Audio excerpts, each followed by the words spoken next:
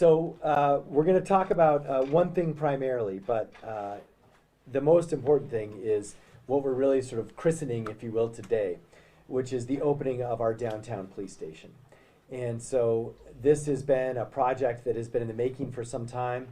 I recall it was several years ago before the pandemic when we created the specific downtown area patrol team, and that was originally housed at our Alvarado Transit Station, and it was agreed that people needed a central location even in central downtown so that our officers can really dispatch and also send a massive signal about our commitment to safety downtown, and we have done that. So now on the busiest, essentially downtown intersection there is, 4th and Central. And just historically, that's obviously the intersection of Camino Real and Route 66. So this is literally the most substantial and historically the center of our entire community is right here. And it has been for now 300 plus years. And so now on that corner is a police station. So what we have, this station has been in operation for about a month or so in different ways, but now we're sort of officially opening it so that it's ready for different public folks who are going to come in and use it. The signage is up. We also are sharing that we're naming this station after Don Perkins. He was, of course, a legendary Lobo football player, but what people don't know is he was also our first community liaison at the Albuquerque Police Department. And he had essentially a second career in helping the police department. Now, I do just want to be straightforward. Our sign came before we were ready for the announcement. So we might do this again with Don's family and everything else, but we just wanted to acknowledge why the sign says that. And we're very excited about it. And look, whenever anything happens early in Albuquerque, we should probably celebrate it. So just wanted to let you know that that's that name, and we may sort of do this again with this family and so forth. But just telling you straight up, the sign came early. So that's why it's up there. And we're very excited about celebrating Don's legacy. Now, for us too, this is a key part of what we're doing in terms of downtown public safety. So last time we gathered and we announced that this station was coming, we said a couple of things that we're working on. There are a series of downtown projects, whether it's activating storefronts, whether it's the work we're doing in economic development, metropolitan redevelopment. We're going to talk about those in a couple of weeks. The broader downtown plan we believe is going to be done at the end of the end of October. And so we're going to be speaking about that in a few weeks. But today it's all about public safety. Now, if you have a chance, the officers are on the wall behind me of our downtown team. Again, this is the first time in the modern era that Albuquerque has had a dedicated downtown team. It is now staffed appropriately, and it's supplemented by our team efforts. And we talked about this last time we were together. And so we do want to provide you with a little bit of an update on that. That is our targeted enforcement. So here's what the city's doing. One, during the day and during regular hours, you have a dedicated patrol. Those are the officers on the wall behind you. But in addition to that, we know that we actually have to do proactive enforcement. That's giving traffic citations. That's running license plate for stolen cars. That's actually arresting folks for inebriation and things of that nature. And so we're doing that, and it started with our team program. And as you recall, we had to really adjust how Chief's overtime works. It's no different than Chief's overtime. It's just for downtown instead of for Walmart. That's all it is. But like it was with Walmart, we have a private sector who is helping fund that initiative. And wonderfully, we're grateful to announce now $200,000 lined up behind that. I think despite some myths that were out there, downtown believes in this. They are the ones asking us to do this, and we're saying yes. This was not our idea. It came to us from downtown business owners. They want this, and they're willing to actually help fund it, which is incredible. I also want to share this program started a little bit behind schedule. It's been running in September. It was not running in July or August, and that had to do with adjustments to our rules and regs about Chief's overtime. So we had to kind of clean up some back-end administrative bureaucratic things, and so it has been up and running, but I do know a lot of folks thought it was running in August and July. It had not been, and that was communicated to everyone who's a part of the program. Now, so far, with respect to team, in the 3 weeks it has been operating, we've had over 100 citations, and we've had 6 arrests. We've seized some drugs, we've seized a firearm, and it continues to operate. And so we'll continue to keep the community updated on that. But I think certainly in the early going, everyone appreciates the enhanced enforcement. So our chief's going to talk more about this. And actually, I want to correct. I said 200,000. It's 130,000 that have been pledged to the team program. So a little bit of a correction on that as I look at my notes. So with that, we just want to acknowledge that this is a major statement about our commitment to downtown. And we also want to thank the building. This is the historic Rosenwald building. And part of the program to activate this building and to make it usable and have tenants and be part of a vibrant economy downtown, the city's end of that deal is it's got to have a police station. And so we appreciate the Garcia family for honoring that commitment and having the space available for law enforcement.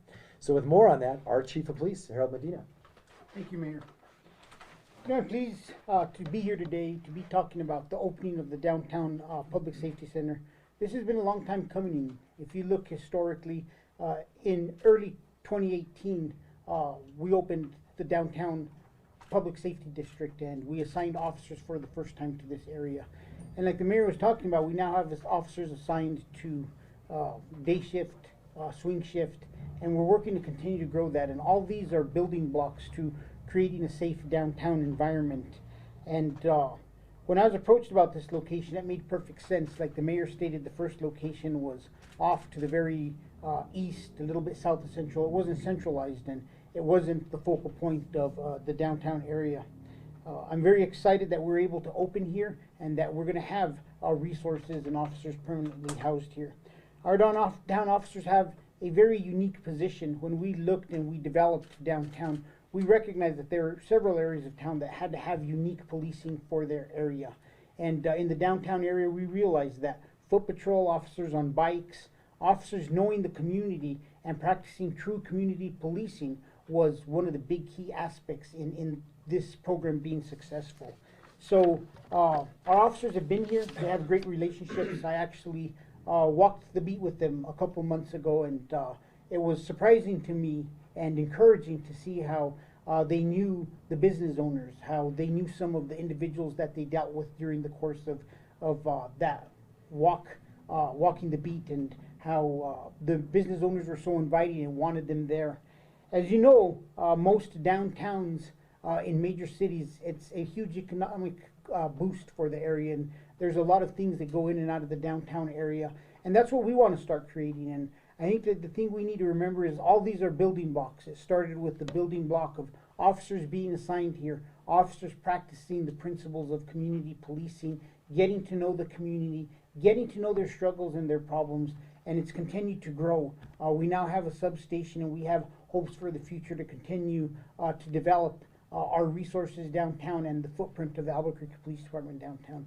We know that we've made major changes along with the millions upon millions of dollars that this administration and the mayor has pledged to the advance of technology. We've also advanced the technology downtown. So it's about creating an overall safe atmosphere downtown. We know there's still work to go, but this is another huge step in the right direction to attract people to downtown, make them feel that they're safe downtown, and help the businesses that are downtown thrive. And it's not just us helping the businesses at this point with team, it's the businesses also helping downtown succeed and downtown have a sense of security and safety. With that, I'm going to turn it back over to the mayor. Thanks, Mayor. Thanks, Chief. All right, thanks, Chief. And with a little bit more on the downtown efforts and our team program, our Valley Acting Area Commander, Nick Wheeler. Hello, everyone. I just wanted to give you more of an update on information regarding the substation. So currently we have 13 officers assigned, and that's including a lieutenant and 2 supervisors. We have 2 administrative staff full-time. The substation is open Monday through Friday, 8 a.m. to 5, and if you have a need for a police report, whether it's a crime being reported, a crash report, you can come into the substation during those hours and they can help you with that. So you don't have to necessarily drive from the downtown area, or it's within walking distance. The downtown officers, as the chief talked about community policing, I was totally amazed when I took over the Valley Area Command on how great the officers that are assigned to the downtown team have a relationship with the individuals that come through and visit or shop or own businesses in the downtown area. They know everybody by first name, last name. They know information about their families, what their struggles are, and it's very important because they're able to get these folks the resources they need, whether they're unhoused, they're experiencing some mental health crisis or narcotics incidents or addiction. They are offering them the resources. But we're also looking at the enforcement type process. You know, it's important to kind of balance it. There's people that are struggling, but we can't have everybody breaking the law. If there's some resources that can be offered, great, but if not, you will be cited or taken to jail if it's warranted. It's important to balance that and understand it's illegal to block the sidewalk, to drink in public, to overserve alcohol. One of the things that we're doing with the team over time is looking at some of those issues specifically related to alcohol. We have officers that are in plain clothes. They're looking at inside the bars that are serving alcohol to see if anyone's being overserved. They're looking for people that are underage being served alcohol. They're looking for people bringing firearms into liquor establishments, and that's one of the main goals is public safety down here and making people comfortable coming downtown again. One of the issues we have is people not reporting. If you see something, whether it's petty, if it's a violent crime, please make sure you report it. You can do it if it's an emergency, dial 911. If it's not, you can call 242 cops. You can use the 311 app, the APD app, and if you need that information, I can get that to you afterwards. But those are very easy ways to communicate with our emergency communication center. That information is passed out to the officers, and we can address any problems that come up through those channels. Regarding the teams overtime, we've used data to determine when we're going to place officers in the location of the downtown area. And when I say downtown, it's from Cole to Lomas, 12th Street to Broadway. That's our area of focus. And currently right now, you know, data changes every day. We have violent crimes on certain days, whether it's Monday, Tuesday, or sometimes on Sundays. So we reevaluate it often and shift our focus on days that we need to. Right now on Sunday evenings, we have officers working from 10 p.m. till 2 in the morning, addressing some of the issues related to the shootings in the parking lots, racing, people blocking the streets, doing burnouts. So we have those officers assigned to that time because of the data. We're also looking at adjusting certain times to see if we need to bring more officers into those areas. And with the gracious support of the downtown businesses wanting to make the downtown area safe, we're able to do that. And I've had a ton of positive feedback from business owners, patrons. I've come down here on Friday and Saturday nights walking around with the officers, and everyone is very pleased with the additional enforcement, the additional presence of officers, and I think it's a good move. And as the mayor and the chief talked about, this is a specific area of the city that has its own policing needs, you know, with all of the businesses and the late night events. Having their support, allowing my folks to come down here and do what they do and make sure it's safe, I'm very thankful for both of them. Okay, we do also want to hear from one of our local businesses, and so I want to introduce Bale Cisneros, the owner of Por Vida Tattoo. Hi, I'm Bale Cisneros. I own Por Vida Tattoo. It's located right on the corner of 4th and Cole. I'm happy that that we're doing this because a lot of my clients, they're not from like heavy populated areas, so it makes them nervous, you know, to come down and the reputation of the crime and stuff that comes with downtown. But I think with the police presence, it'll make them feel a lot safer. So in turn, it would be better for my business, you know, and that's really it. You know, I'm excited that we got this here. Awesome, thank you. Yeah, right on. All right, thank you so much. And let me wrap it up. We can take some questions, but I do want to just forecast kind of what's coming down the pipe. We're working on a plan to add about $1 million in lighting and cameras that are going to be all over downtown. We're also looking at an activation program that's going to be announced shortly about a lot of live music. I think there's like 60 different live music, different kinds of setups we're going to have. Some are inside, some are going to be more about buskering, which is sort of traditional downtowns. Those are outside musicians. And so all of these will be sort of formally announced, but they're all part of a general package to try and activate downtown and keep it safer. The other thing we're continuing to look at is these parking lots. The 2 parking lots on the end of downtown are the primary locations of crimes. And it makes sense. You spill out on the bars, and then everyone's going to their cars, and then there's altercations. So we are looking at a wide range of activities, ranging from closing those lots, ranging from making them food courts, to sort of regulating when people can come in and out. So all that's in the brainstorming phase now, but I want to let you know that we're going to focus on those. And we are reaching out to the owners of those lots. But as I mentioned in our State of the City, we are going to first work with individuals who own properties that are drivers of crime. And if they won't work with us, we will use a much stronger tool. And we will make sure that those properties are not facilitators of crime. So in downtown, those are those 2 parking lots. In the rest of the city, this has to do with like Motel 6s and things like this, and Motel 1, and I'm naming them by name on purpose because they have been drivers of violent crime. So we're going to give them an opportunity to work with us, and if not, we're going to use a much more stronger tool to make sure that they are not drivers of crime in our city. So with that, we'll take some questions. Or Rebecca, if you want to do it. Ryan?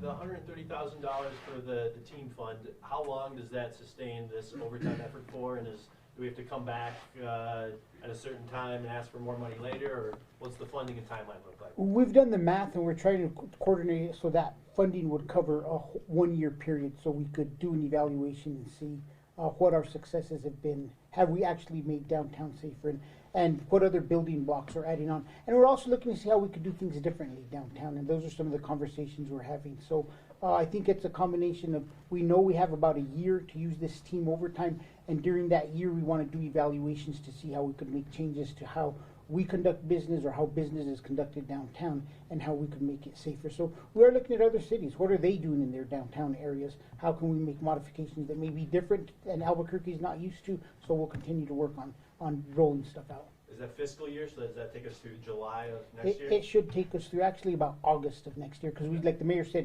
we started a little bit late, so it should take us through the end of August of next year. You know, one other thing I just want to mention is we do have some of the officers here. I know I see Officer Richard Cedillo back there, Vic's up here, Erica's up here. Like, these are the essence of what downtown is all about. I mean, we could start any great program, but if you don't have great employees who dedicate themselves to public service and who want to go out and know the community, you don't have businesses who know officers by first name. So I just want to thank them for all of their hard work and all the changes they've made downtown.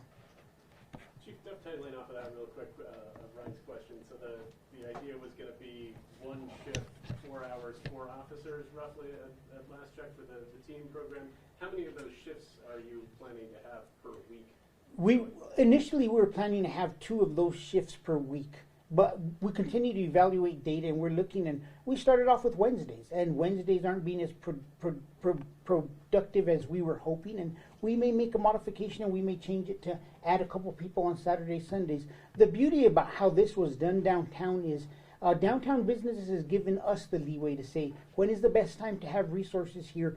What is the most effective? And I got to compliment Commander Wheeler. Last week, for example, they canceled a Wednesday and they brought in additional resources on a Friday and a Saturday because of the fact that they knew there were going to be bigger crowds here because of the state fair. And they actually had really high numbers during that week. So, like I said, we have a plan, but we're willing to call an audible. We're willing to make changes, and we got to stay up with what the current trends are, so we have to make those quick adjustments sometimes. And the way this has been set up is it allows us to make those adjustments. And real quick so you've been putting up a lot of license plate readers and a lot of cameras. Do you, have a specific count for how many of those are up in the central corridor and kind of greater downtown these days? And are you satisfied thus far with the results they are bringing you? Number one, we're never satisfied with the results that we're getting. We always want to do better. We are adding more cameras. We are adding more license plate readers. That is constantly changing, so I'd have to get the most updated numbers from Deputy Chief Griego, but Rebecca could get those out later. But that's one of the things, is we're always looking to see how we could be better, how we could leverage technology better. And there has been a lot of growth within recent time in the downtown area. Thankfully to the administration, who has continued to fund us what we need. Mayor actually came out with myself, Deputy Chief Brown, and we walked Central, and we actually sat and talked to the officers that were working the area, and we wanted to hear firsthand from them, what do they experience? How can we help them make downtown more safe? And they had some great ideas. They're the ones that really made us realize, hey, we got to expand cameras. They gave us very specific locations that they wanted to see cameras. They gave us some of the ideas, bar checks, making sure youth weren't drinking alcohol. So I think it's also a big exercise in communication, communicating with the stakeholders that are the businesses, communicating with the officers, making sure we're getting them the resources they need. And there's one more part. It's the partners that assist us downtown. When I came downtown and I walked the beat, we went out with Street Connect. And, I interacted with a homeless individual that later I got to go visit him at his home when he was housed. So it's these officers that are having these multitude of different ways to address crime and are building these relationships, not just upon the businesses, but also some of the community partners outside of city government that is going to help us with some of these long-term problems that have been an issue downtown. I got one more for Mayor Kelly. Albuquerque Community Safety is on the end here. What is their role in this place? And also, today's a deadline for that department to submit some of their unionization paperwork. I know it's not unfamiliar to have unions in the city department. Some of the people want greater feedback there. What are we doing to make ACS work most effectively?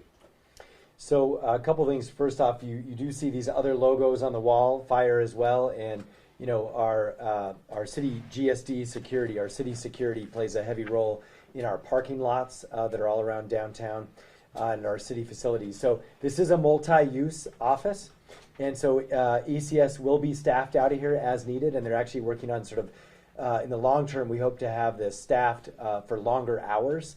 And part of that is having it staffed sometimes by ACS, sometimes by fire. Fire obviously has a station just very close, but they've actually expressed interest as well in staffing a little bit out of here with respect to what the fire marshal does and some other aspects of fire. So it is going to be a multi-use facility there. And in terms of ACS, first off, their 1-year anniversary, I think, is coming up either this week or next. So you're going to get a full update on what they've accomplished in 1 year. I think in the next few days that's scheduled. So I want to not say too much and just let that update stand for itself. Look, with respect to unionization, we support unionization. I mean, I think it's a widely known secret that I'm very pro-union, so I want them to unionize. The fight is which union. So it is an inter-union battle. And so that has nothing to do with the mayor. So I think we'll see how they sort that out. But there's certainly, whenever you create a new department, you got to create it unclassified to get them in fast, get them set up, and then you got to unionize and honor that. And so we're happy to do that as administration. So ironically, this whole issue, it really isn't us. We'll say yes to whichever union wins that sort of argument, and we'll support them as we do our other unions. If I could add on to that, Ryan, I think it's important that we recognize it was purposeful that we invited everybody to come in here and work out of here. You've heard Mayor, you've heard myself talk about the fact that the Albuquerque Police Department cannot solve crime alone. It's an issue that is beyond our officers. We need to partner with the best partners in the community. We know that downtown has a lot of individuals who are homeless, suffering from mental health issues, substance abuse, and that's where ACS plays its role. And one of the great things that's going to be occurring out of here is we have Project Echo, which occurs monthly. They have meetings. They discuss how they address certain issues in the downtown area. So Project Echo will also have its hub here to help increase the communication between all the stakeholders that are listed on the windows, plus others that are helping us to change the environment of downtown, and looking at it not just through citations and arrests, but also looking at some solutions and how we help people get to the resources that they need. Any other questions? Real quick, you said in a month we'll have kind of a greater update on the broad picture. Is that the downtown forward plan, that draft plan that we said we wanted feedback from? Yeah, so downtown forward we expect to announce by the end of the month, and the ACS I think is coming out this week. Mayor, can I assume the parking lots you were referring to are 3rd and Central and 6th and Central, and what are the dire consequences that might be visited upon them if they don't work with you? Well, I mean, it's not so those are the parking lots for sure, but we want to look at other ones. And we just know in general that is where the crimes typically take place. And what we want to see is we want to have a setup that doesn't lead to code enforcement issues. Because as part of what the fire marshal does in our ADAPT program, the answer is they'll be put in the ADAPT program, as any other property would. So, you know, historically that's been about a building, right, that has been put into ADAPT, a commercial building. And now we're adding parking lots as a type of entity that can be put into that program for various types of code enforcement. So that's the issue. They'll be treated the same as every other building.